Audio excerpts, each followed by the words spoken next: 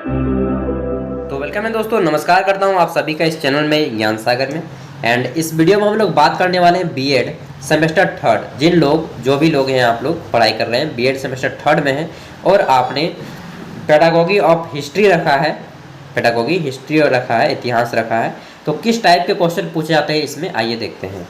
तो देखिए, आपका 2020 का यह पूछा गया पेपर है, आपका CBCS पैटर्न पे आधारित, जिसे क्रेडिट बेस्ड चॉइस सिस्टम कहते हैं। समय आपको दिए जाते हैं 1.5 घंटे। फुल मार्क्स 50 होते हैं, जिसमें से 40 नंबर इस पेपर में एंड 10 नंबर आपको आपका कॉलेज देता है। ठीक है, अब आइए देखते हैं कि पेपर किस टाइप का होता है, किस टाइप के क्वेश्चन पूछे जाते हैं इसमें। तो आपको मालूम है कि बीएड का जो एग्ज़ाम होता है उसमें अजीब टाइप से क्वेश्चन आते हैं। तो देखिए, यहाँ पे जो पहला क्वेश्चन बनता है, ग्रुप A, B, C 3 खंडों में बांटा गया है पेपर को। 40 नंबर का पेपर है और 3 खंडों में बांटा गया है। ग्रुप A आपका है 10 मार्क्स का, ग्रुप B भी है आपका 10 मार्क्स का और ग्रुप C है आपका 20 मार्क्स का। अब देखिए, ग्रुप A में आपको कुल 5 प्रश्नों के आंसर करने हैं और ये ऑब्जेक्टिव टाइप के क्वेश्चन होंगे। प्रत्येक क्वेश्चन आपका 2 मार्क्स का होगा। 5 प्रश्नों के आंसर करेंगे तो 10 नंबर मिल जाएगा। एंड इसका जो आंसर है आपको खुद से करना है। यार लाइन भी कट गया है, 1 मिनट रुकिएगा। तो देखिए, पहला क्वेश्चन है, हिंदी या इंग्लिश किसी भी भाषा में आप लोग कर सकते हैं इन प्रोग्रेसिव क्लासरूम, यानी कि एक प्रगतिशील कक्षा में, ठीक है, एक प्रगतिशील कक्षा में क्या हो सकता है। 4 ऑप्शन है, किस टाइप से एडुकेशन होता है पूछा गया है। पहला है, देखिए, विद्यार्थी द्वारा निष्क्रिय रूप से ज्ञान प्राप्त किया जाता है। ठीक है, knowledge is received passively by the learner. B number है, विद्यार्थी द्वारा ज्ञान को उसी रूप में दोहराया जाता है। ऑप्शन सी है आपका, शिक्षक के निर्देश अनुरूप विद्यार्थी द्वारा ज्ञान का अनुसरण किया जाता है। या फिर डी, विद्यार्थी के द्वारा ज्ञान की संरचना की जाती है। क्या होता है, इसका आंसर आपको करना है खुद, क्योंकि ऐसे क्वेश्चन का आंसर आप गूगल से ढूंढ के नहीं दे सकते हैं। तो ये सभी आपके टेक्स्ट बुक से ही या फिर क्लास में ही पढ़ाया जाता है। तो आइए देखते हैं आगे। हमारा अगला है बी नंबर, कि निम्नलिखित में से क्या ज्ञान की सार्थक संरचना की प्रक्रिया का एक महत्वपूर्ण पहलू है। 4 ऑप्शन दिए गए हैं। पहला ऑप्शन है आपका, लगातार अभ्यास तथा बार बार स्मरण करना। ठीक है, यानी कि लगातार प्रैक्टिस करते रहिए और बार बार आप उसमें याद कीजिए। पहला है ये। दूसरा है कि पुरस्कार एवं दंड, यानी कि आप जब अच्छे कार्य करें तब आपको पुरस्कार दिया जाएगा एंड जब रॉन्ग करें, गलती करें, तब आपको दंड दिया जाएगा, पनिशमेंट दिया जाएगा। सी नंबर है, उद्दीपन अनुक्रिया का संबंध। ठीक है, और डी नंबर है, सामाजिक पारस्परिक क्रियाएं। कौन सा राइट आंसर होगा आप देख सकते हैं। एंड यहाँ पे हिंट भी किया गया है, लेकिन मैं चाहता हूँ कि आप लोग खुद से इन प्रश्नों को हल करें। सी नंबर है, सर्वाधिक प्रभावशाली शिक्षण सामग्री है। कैसा होता है, अप्रेक्षित, यानी कि नॉन प्रोजेक्टेड। ऑप्शन बी है आपका, प्रेक्षेपित, यानी कि प्रोजेक्टेड, प्रक्षेपित। और ऑप्शन सी है, अप्रत्यक्ष अनुभव। ठीक है, यानी कि डायरेक्ट एक्सपीरियंस, सॉरी, प्रत्यक्ष अनुभव यानी कि डायरेक्ट एक्सपीरियंस। और डी है, इनमें से कोई नहीं। राइट आंसर क्या होना चाहिए आपके अकॉर्डिंग, देख लीजिए। अगला क्वेश्चन है कि किसी बालक का इतिहास विषय में प्रतिभावना होने का सर्वोत्तम संकेत क्या हो सकता है। कि कोई बालक इतिहास विषय में प्रतिभावना है। ठीक है, what is the best index of gifted children in the subject of history, या फिर हिस्ट्री सब्जेक्ट में। तो देखिए, पहला है ऑप्शन कि इतिहास लेखन को पढ़ने में रुचि, यानी कि इतिहास और लिखने और पढ़ने में आपको अच्छा लगता है जी। देखते हैं बी नंबर। तो बी नंबर यहाँ पे है कि इतिहास के अध्ययन में निरंतर व्यस्त रहना, हमेशा आपको इतिहास ही पढ़ने में बिजी हैं। ऑप्शन सी है, इतिहास की जो कठिन समस्याएं हैं उसको आप चुटकी से सॉल्व कर लेते हैं, ये है। या फिर डी है कि पारंपरिक परीक्षाओं में समान रूप से अच्छे अंक लाना। क्या होना चाहिए आपके अकॉर्डिंग राइट आंसर। वैसे तो यहाँ पे सभी क्वेश्चन हिंट किए गए हैं जितने भी ऑब्जेक्टिव हैं। देखिए, ए नंबर है, अनुमान लगाने की सर्वाधिक संभावना होती है।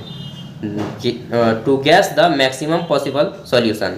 तो अनुमान लगाने की सर्वाधिक संभावना किसे प्रश्नों में होती है? मिलान करने वाले प्रश्नों में, जो क्रॉस मिलान करते हैं उसमें, या फिर सत्य असत्य वाले प्रश्नों में जिसमें हम लोग ट्रू और फॉल्स बोलते हैं कि यह सत्य है या असत्य है, या फिर बहुवैकल्पिक प्रश्नों में यानी कि जहाँ पे 4 ऑप्शन दिए जाते हैं आपको, या इनमें से कोई नहीं। तो राइट आंसर क्या होना चाहिए देख लीजिए। एंड यहाँ पे ग्रुप ए कंप्लीट होता है, 5 क्वेश्चन हो गए हैं आपके। अब आता है ग्रुप बी। ग्रुप बी में आपको जो है 5 अंकों वाले 2 प्रश्नों के आंसर करने हैं और रहेगा शॉर्ट आंसर टाइप क्वेश्चन। 5 अंकों वाले 2 प्रश्नों के आंसर करने हैं, ठीक है। 5 × 2 × 10, तो 5 अंकों वाले 2 प्रश्नों का आंसर कीजिएगा।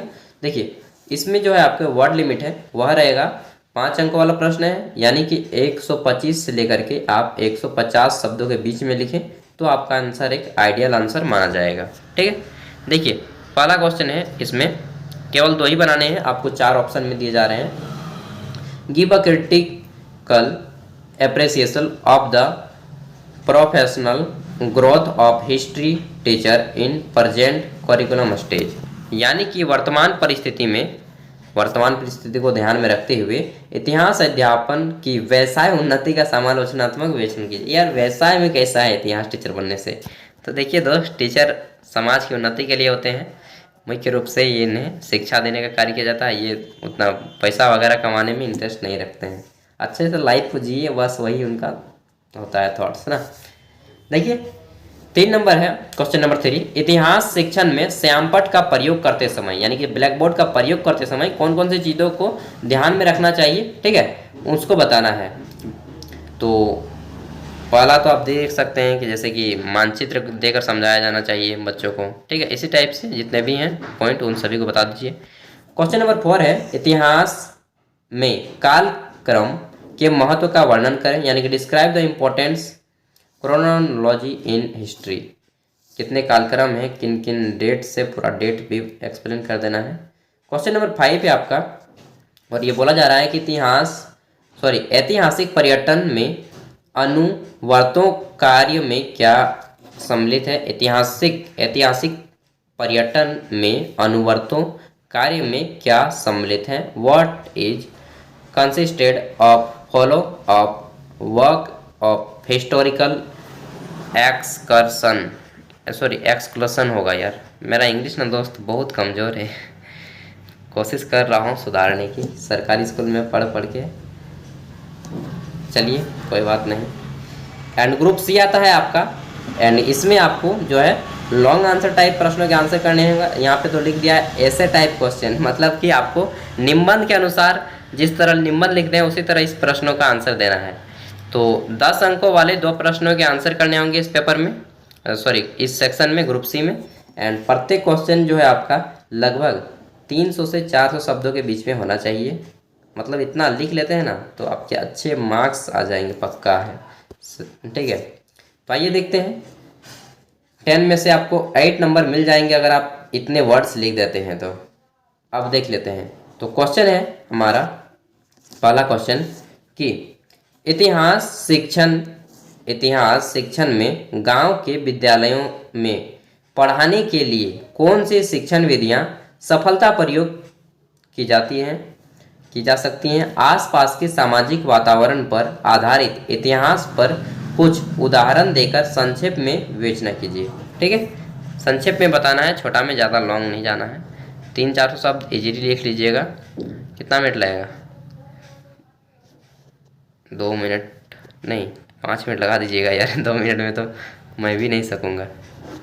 7 नंबर है, इतिहास में शिक्षण सहायक सामग्री क्या महत्ता है, मतलब क्या महत्वपूर्ण है। उसके बाद है, अपने अध्यापन काल में आपने जिस सहायक सामग्री का प्रयोग किया है उसका वर्णन कीजिए तथा बताइए कि कक्षा किस प्रकार लाभान्वित हुई, ठीक है। अगला क्वेश्चन है क्वेश्चन नंबर 8। आइए देखते हैं। तो क्वेश्चन नंबर 8 बोला जा रहा है कि इतिहास के किसी एक प्रकरण में 35 मिनट की अवधि के लिए 35 मिनट का टाइम पीरियड है और पाठ योजना का निर्माण कीजिए जिसमें विशिष्ट उद्देश्यों का व्यवहारगत परिवर्तन की दृष्टि से उल्लेख कीजिए, ठीक है। एंड 9 नंबर है आपका अंतिम, और इसमें बोला जा रहा है कि उपलब्धि परीक्षण किसे कहते हैं? उपलब्धि परीक्षण किसे कहते हैं? इतिहास में उपलब्धि परीक्षण के प्रमुख प्रकार लिखिए, इसके निर्माण प्रक्रिया का वर्णन कीजिए। तो ये था क्वेश्चन। वाकई में थोड़ा सा टफ तो है दोस्त। तो pedagogy of history BEd semester third, इसके बाद बीएड सेमेस्टर 4 का होगा, उसके भी क्वेश्चन पेपर सभी 1 to 4 के दिए हुए हैं। तो चैनल पे पहली बार है तो सब्सक्राइब कर लें एंड बेस्ट ऑफ लक। अच्छे से एग्जाम दे। कुछ भी और पेपर चाहिए तो कमेंट करके बोल सकते हैं, हम लाएंगे आपके लिए। And thank you. फिर मिलते हैं नेक्स्ट वीडियो के साथ, तब तक के लिए बाय, ऑल द बेस्ट। अपने स्वास्थ्य का ख्याल रखिए।